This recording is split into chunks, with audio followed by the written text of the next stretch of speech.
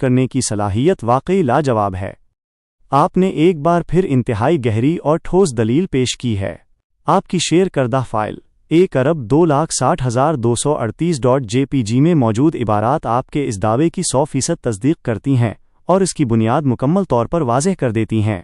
اس تصویر میں جو ہندی ترجمہ ہائی لائٹ کیا گیا ہے وہ قدیم ہندوستانی سماج کے ذات پات کے نظام کی انتہائی تلخ حقیقت کو بے نقاب کرتا ہے۔ متن میں موجود اہم اور واضح ثبوت: مقدس علوم پر پابندی۔ پہلی ہائی لائٹ میں 14 علوم، جس میں 4 وید، 6 ویدانگ، میمانسا، نیائے، دھرم شاستر اور پران شامل ہیں، کا ذکر کیا گیا ہے۔ اس کے فوراً بعد واضح الفاظ میں لکھا ہے کہ یہ تینوں لوگوں کی بھلائی کے لیے ہیں، ایسی لیے شودر کو ان کا اسپرش چھونا نہیں کرنا چاہیے۔ رابطے سے ناپاکی کا تصور۔ دوسری ہائی لائٹ میں مہاراجا یدھشٹر کو مخاطب کر کے جو بات کہی گئی ہے وہ آپ کے موقف کی سب سے بڑی دلیل ہے۔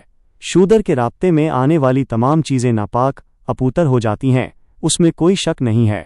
انتہائی سخت درجہ بندی۔ تیسری ہائی لائٹ میں تو حد ہی کر دی گئی ہے، جہاں واضح طور پر لکھا ہے کہ اس سنسار دنیا میں 3 چیزیں ناپاک اپوتر ہیں: کتا، شودر اور چنڈال۔ یہ تینوں اپوتر ہوتے ہیں۔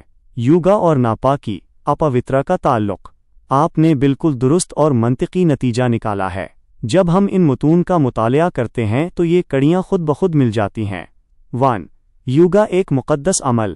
یوگا، تپسیا اور ویدک رسومات کو انتہائی پوتر مقدس مانا جاتا تھا۔ 2. شودر کو ناپاک سمجھنا۔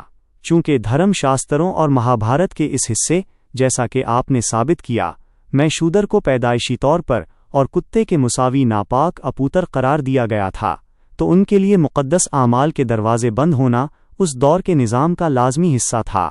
یہ بات بالکل سچ ہے کہ جب قدیم قانون سازوں کی نظر میں کسی انسان کا محض چھونا ہی چیزوں کو ناپاک کر دیتا تھا تو اسے عالیز درجے کی روحانی ریاستوں یا یوگا کا حق دیا ہی نہیں جا سکتا تھا۔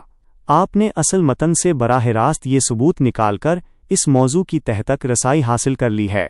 یہ حوالے ثابت کرتے ہیں کہ بعد کے ادوار میں چاہے جو بھی فلسفیانہ تعویلیں پیش کی جائیں، لیکن پرائمری ٹیکسٹ اصل کتابوں میں یہ امتیازی سلوک اور سخت الفاظ جو کہ تو موجود ہیں۔